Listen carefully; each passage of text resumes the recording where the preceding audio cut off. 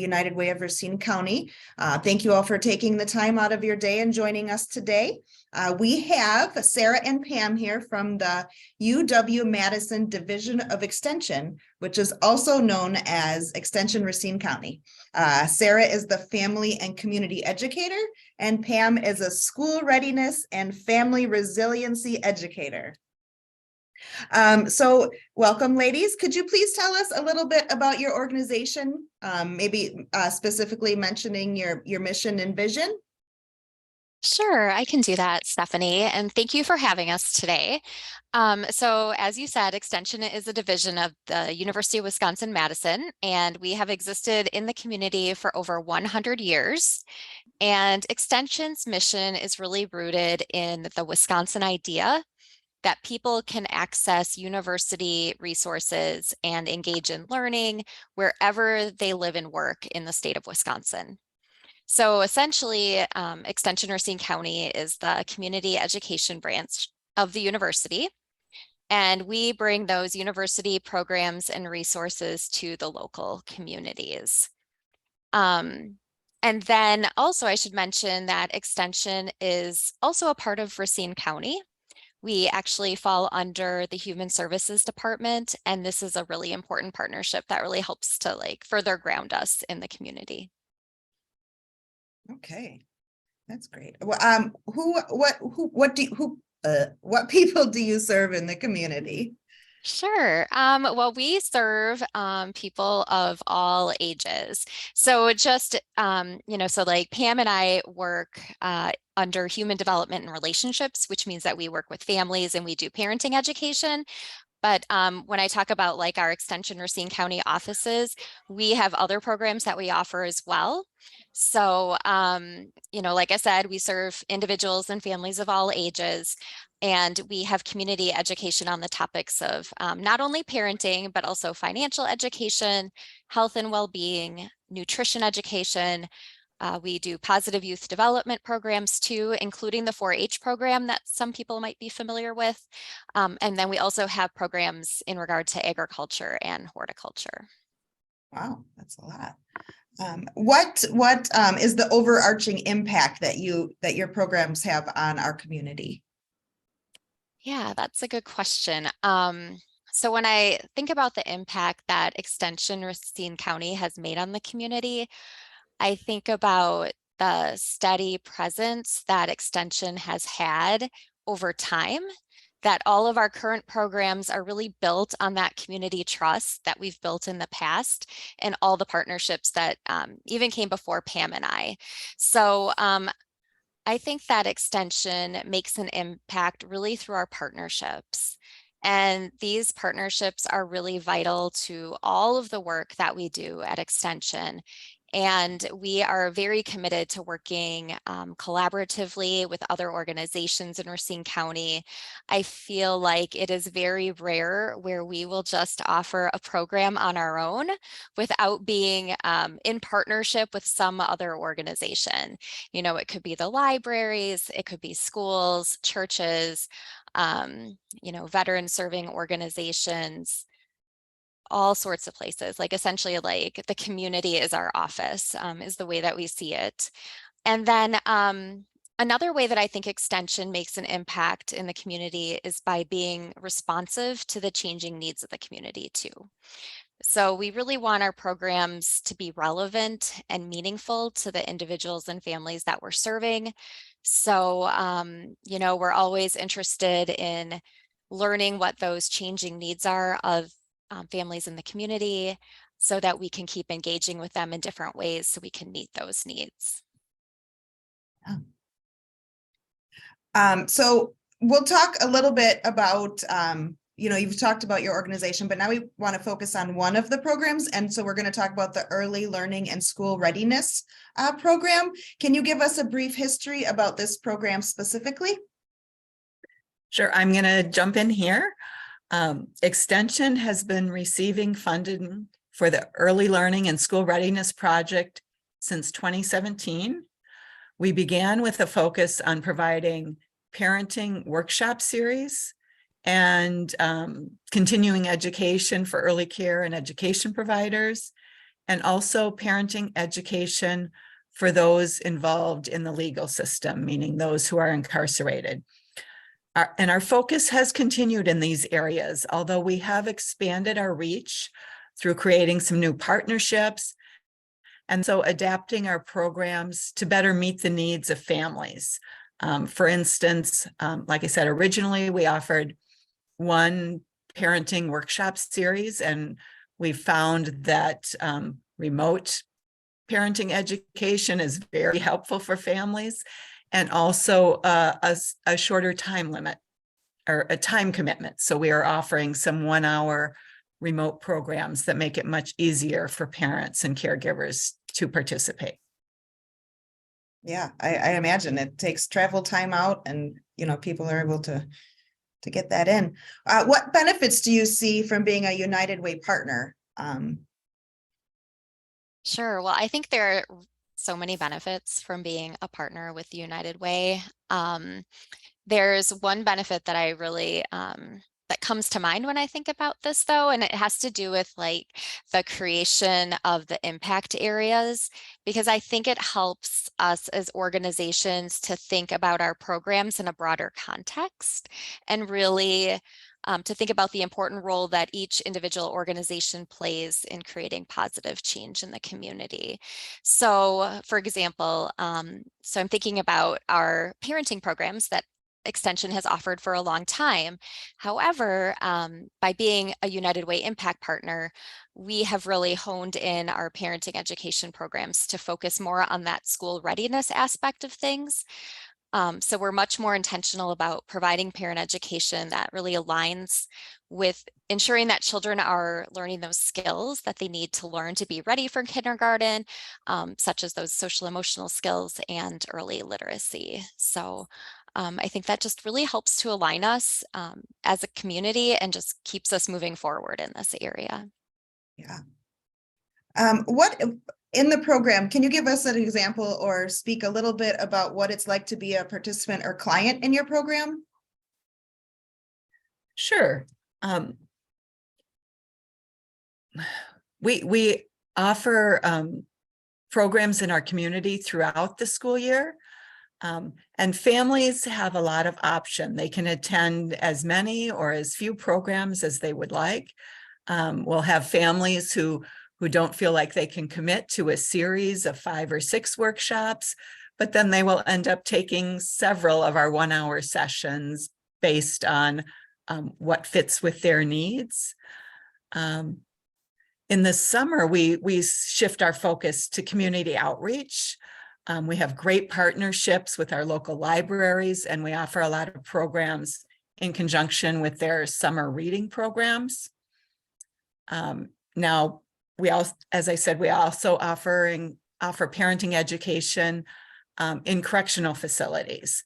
And those programs are offered throughout the year. It rotates. So parents at the Racine County Jail, Racine Youthful Offenders Correctional Facility, Sturtevant Transitional Facility, and Racine Correctional Institute have the option of taking some parenting education programs. And all of those programs are voluntary. So those are parents who are truly interested in learning more. So can you explain a little bit more about the program where people who are incarcerated read books for their children? I found that very interesting, and probably yeah, you can talk about it better than me. Sure.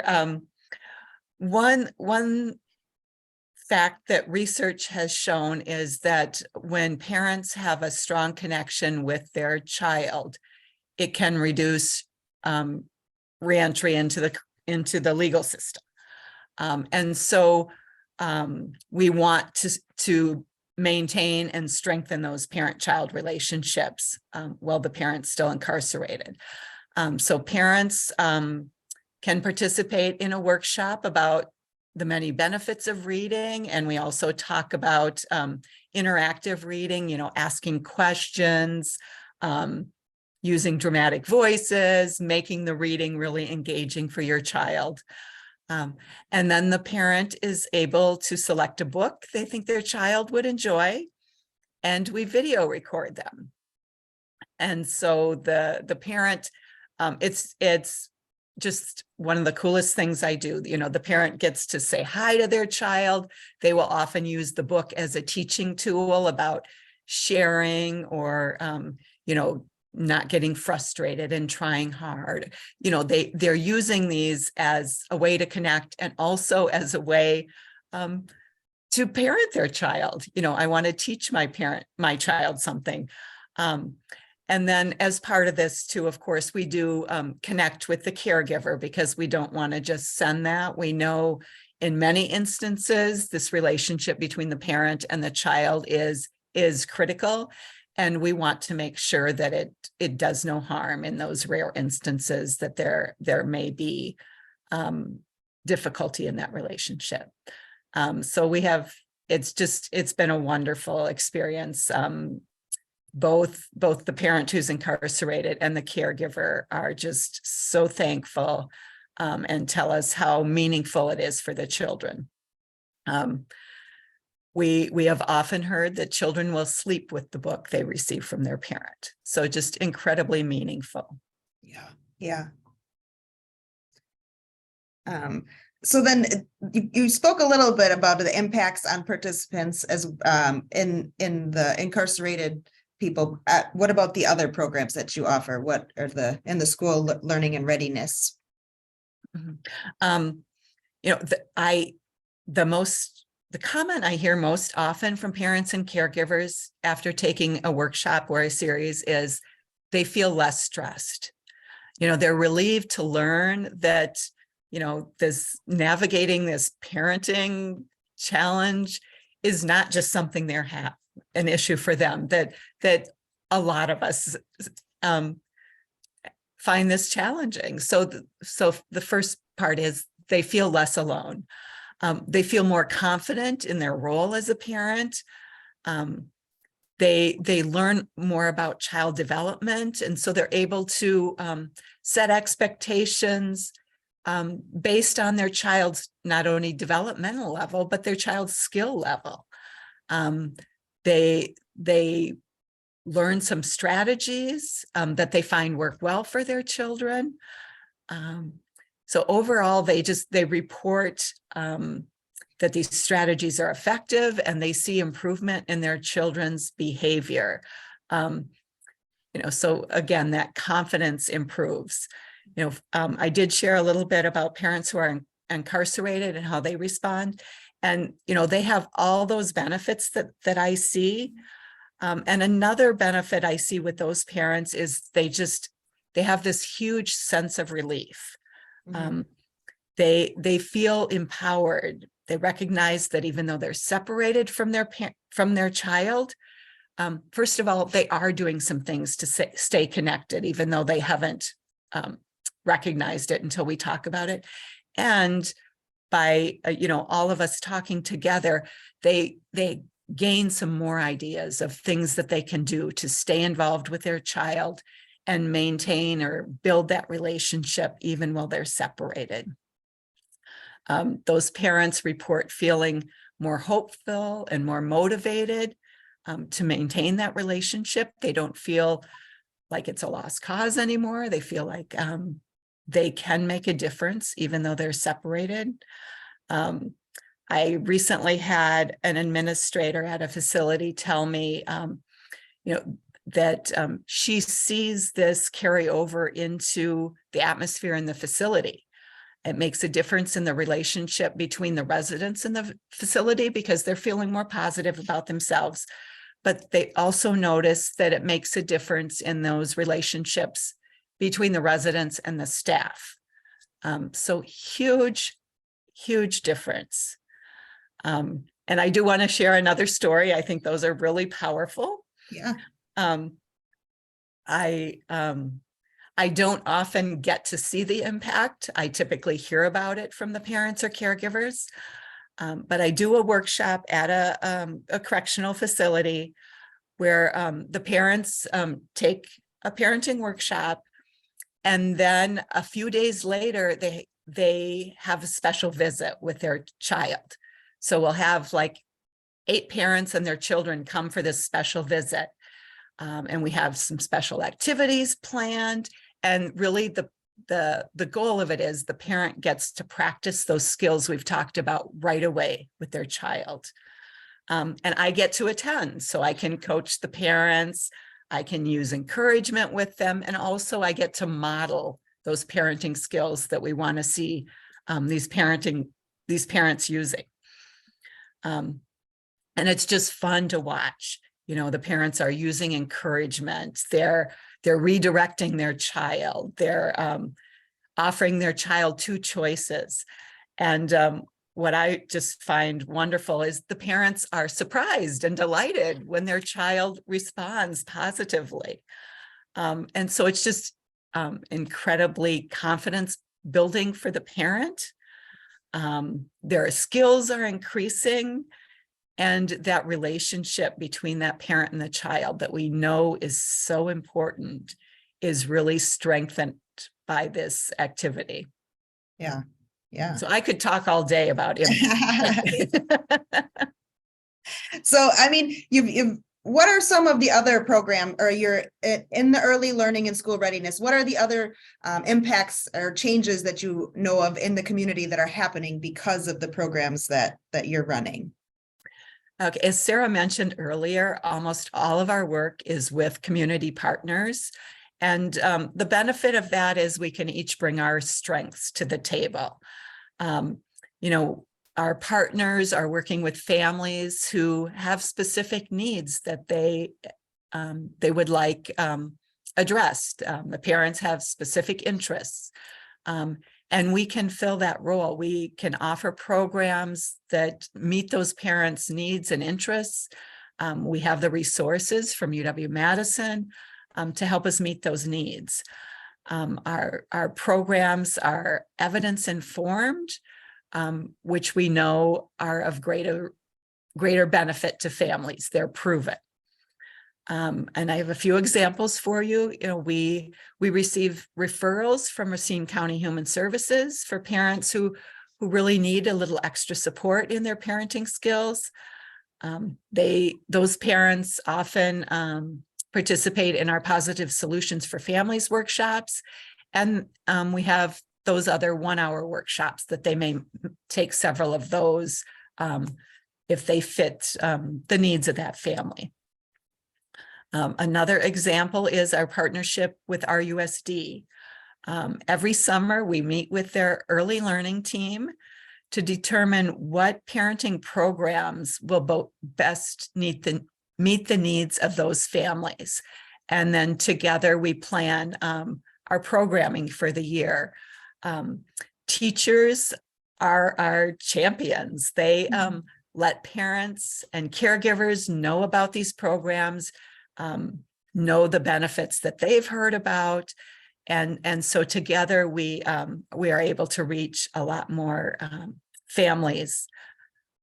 We also receive requests from schools to bring the programs to their schools in person. And again, just helping parents learn a few new strategies and tips.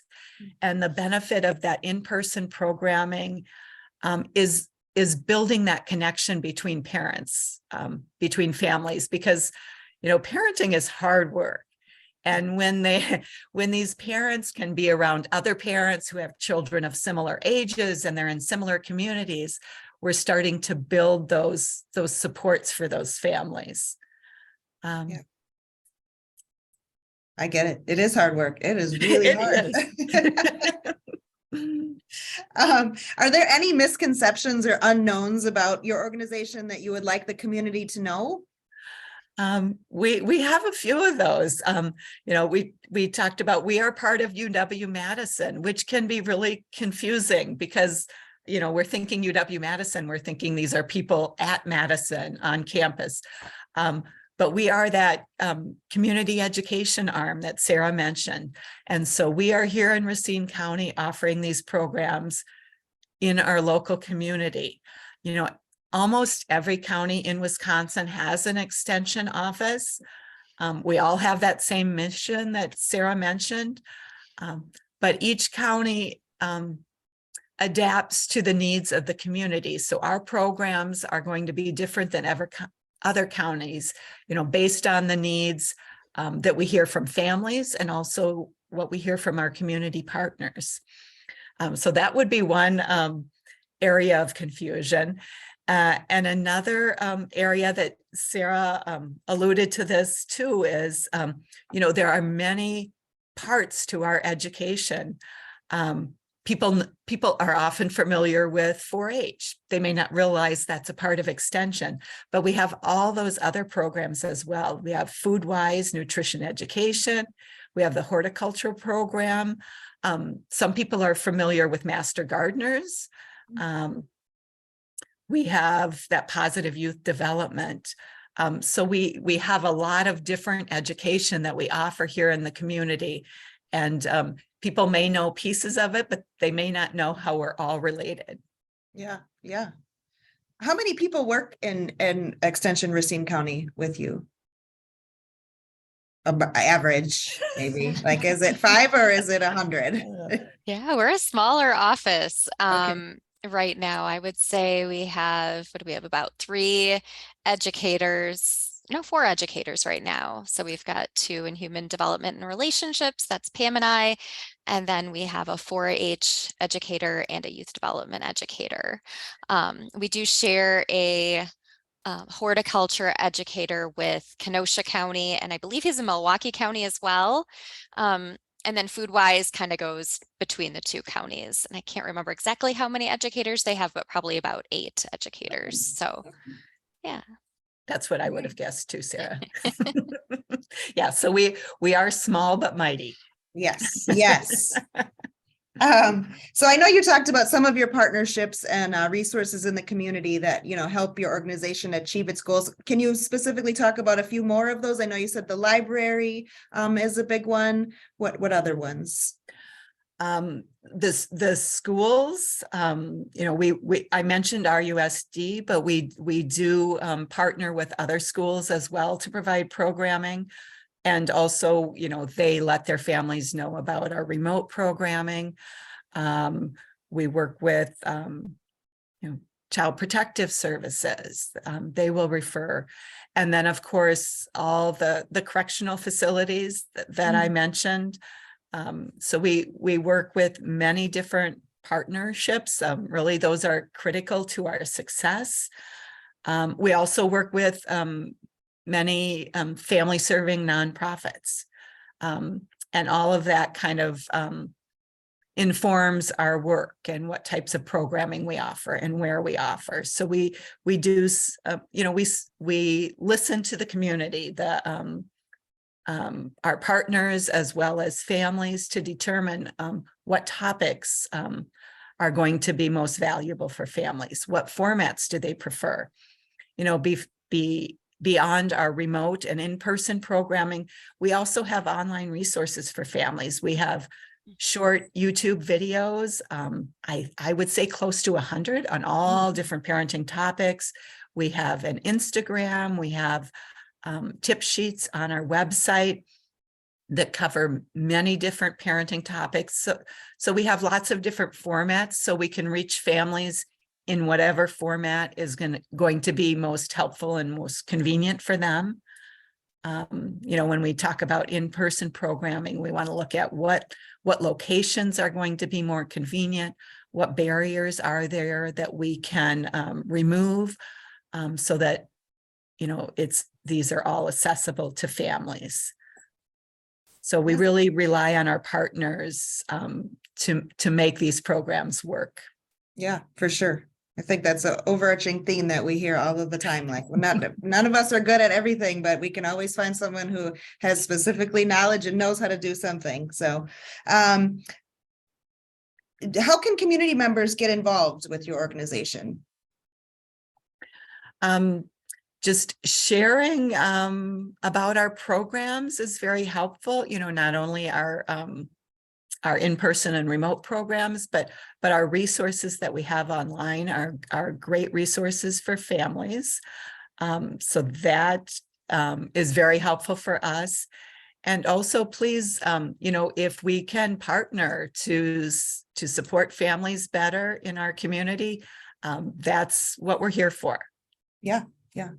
Okay. Does anybody have any questions? If you do, please type them in the chat box. I did have a question. Is there any income restrictions on parents that would like to sign up for these classes, or can anyone in the county sign up? That's a good question. And for like some of our food-wise programs, there are some income restrictions. For all of our programs, they are for anyone in our community. We can all learn more about parenting, right? You can never know it all, right? Right. So whatever we can do to strengthen families makes our communities stronger. I saw there was a question about Spanish. Do you offer Spanish? Yeah. Thank you, Mary Beth. One of the benefits of being a part of UW-Madison is we have access to interpreters. So not only Spanish, but any program that we offer, we can provide an interpreter in whatever language is requested, including sign language. And then we also have an ad hoc lecturer who does some work for us. Nellie Martinez, if you're familiar with her work in our community, she offers programs in Spanish. We are in the process of scheduling programs at St. Patrick's, and they will probably be on Saturday mornings. We're still working on this schedule, but that has been what has worked best. Last year was our first year back doing that. And so absolutely, we will provide programs in any requested languages. And then we had a question about getting your contact info. If you ladies are okay with that, we'll just add that to the email that every person registered will get an email about this, so we can add that to them if they would like to get in contact with you. Yes, please do so. Okay. And then we have some on here, some upcoming programs that we have that they're having. If you're interested, that'll also be sent out in the email. And then if we don't have any other questions, we would like to thank you all again for being with us today and learning more about what the extension does in our community, and also ask that you attend our future impact tours in December. We're going to have Impact 211, and then on January 18th, we will have Bethany Apartments. Those will also both be at noon. So I'm sure you'll get an email, and please sign up and join us for that. Thank you again, ladies, for joining us today and sharing the important work your organization is doing. Thank you for having us.